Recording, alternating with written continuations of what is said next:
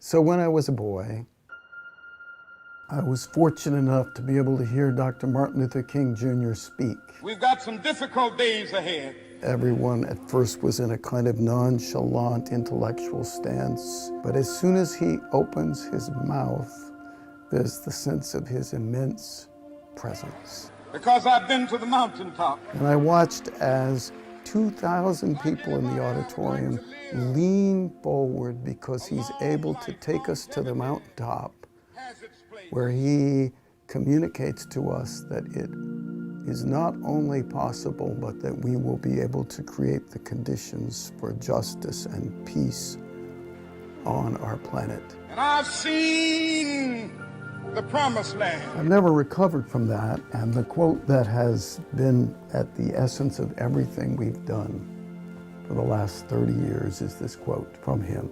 Our goal is to create the beloved community, and this will require an inner change in the quality of our soul and an outer change in the quantity of our compassionate action, unquote.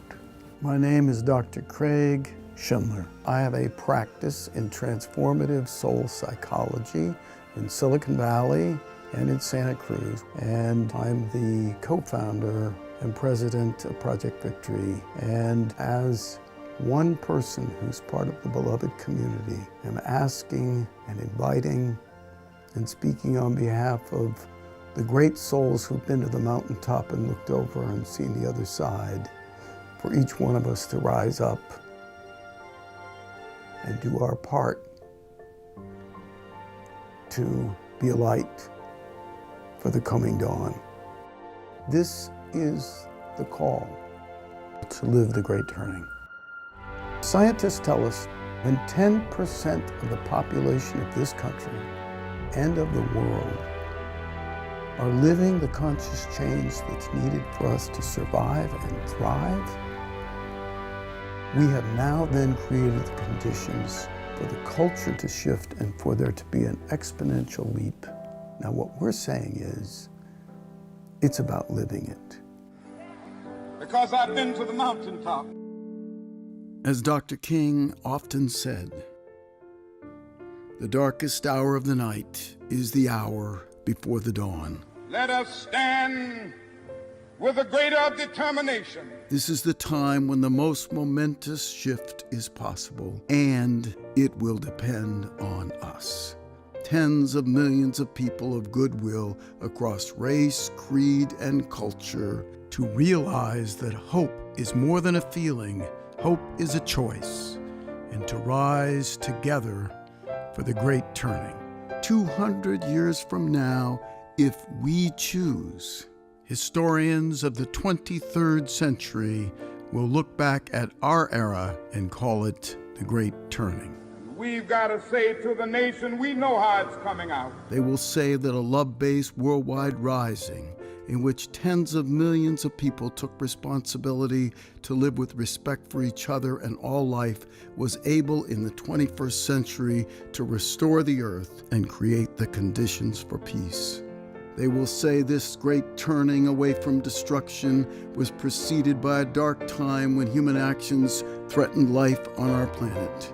Many called it the revolution of the human spirit because at its heart was both the individual awakening to the light of the soul and the spiritual emergence of our humanity. And I've looked over and I've seen the promised land.